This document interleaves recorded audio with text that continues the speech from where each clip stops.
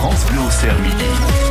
Alexandra et Eric nous reçoivent chez eux cette semaine. Elle est professeure documentaliste, lui ancien prof de philo, passé d'abord par l'armée et tous deux pratiquant les arts martiaux. Autant dire que je vais pas essayer non plus de faire le malin pendant cet entretien cette semaine, durant laquelle on va surtout évoquer leur passion commune pour l'écriture et notamment ce livre qu'ils ont écrit à 4 mains, La Voix du Talion, sorti au printemps dernier aux éditions Aconitum. Et pour commencer, plutôt que de faire parler l'un après l'autre sur lui, son parcours, sa passion, je vous propose de faire parler l'un sur l'autre. Alors, Eric par Alexandra, qu'est-ce qui vous a réuni en premier? Est-ce que c'est l'univers de l'écriture ou l'univers de l'éducation? Bon, on va dire que c'est les deux. Parce qu'Eric est quelqu'un d'assez renfermé, d'assez secret. Et donc, au lycée, on le voyait pas beaucoup. Il était souvent enfermé au CDI.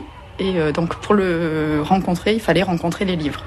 Puis en fait, nos premières discussions ont tourné autour de nos lectures communes, qui étaient déjà des thrillers au départ. Et donc, il m'a fait découvrir les grands maîtres du thriller, parce que j'en lisais pas beaucoup à cette époque-là. Très franchement, Alexandra, quand vous l'avez entendu dire qu'il avait fait un crochet par l'armée, les commandos, ça vous a intrigué ou ça vous a limite fait flipper? Je l'ai pas su tout de suite. Non, j'ai trouvé ça original, oui. Puis comme je pratiquais déjà un petit peu dans ma jeunesse les arts martiaux, ça m'a plutôt encouragée, on va dire. Est-ce qu'il en parle facilement d'ailleurs, ou est-ce qu'il est un peu comme le personnage principal de votre livre, un peu secret, un peu évasif sur cette expérience? Voilà, tout à fait, oui. Pour en savoir plus, il faut vraiment creuser et l'interroger parce que voilà, ça fait partie de ces petits secrets dont il ne parle pas facilement. Est-ce que cependant il lui reste quelque chose de cette période, ou est-ce que vous avez l'impression que certaines de ses habitudes trahissent justement cette expérience passée dans l'armée? Oui, il en reste quelque chose. Il y a qu'à regarder le bureau dans lequel on se trouve, oui. Plusieurs sabres, c'est quelque chose qu'il aime bien. Bon, après, c'est pas directement lié au commando, mais il aime bien les armes en général, surtout les armes blanches. Après, c'est plus dans le mental qu'on retrouve peut-être cette expérience-là. Je vous retourne donc la question, Eric. Qu'est-ce qui vous reste dans le mental?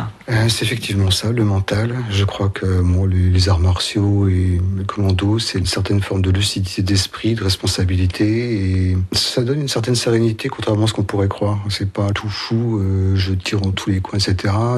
On prépare, on réfléchit, et quand l'action elle se réalise, comme on dit pas en littérature, un coup un mort, quoi. One shot. Alors on a tous un souvenir particulier de son prof de philo, en particulier lorsqu'on découvre cette discipline. Quel genre de prof, Eric, était-il? Alors, quel genre de prof il était? J'aurais eu du mal à le définir en tant que prof à l'époque où on travaillait ensemble, parce que comme il était secret, qu'il ne se livrait pas facilement. Par contre, pour tous les élèves, c'était une légende. Quand ils allaient avoir Eric, c'était « Mon Dieu, qu'est-ce qui nous attend ?»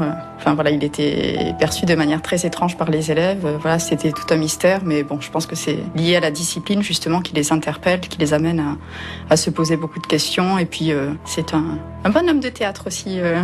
En fait, je crois que ce qu'ils appréciaient, c'est le côté direct. Je m'adressais à eux comme des gens doués de raison, capables, s'ils le voulaient, de réfléchir. Et donc, il n'y avait pas de concession dans la difficulté de penser, dans le parler.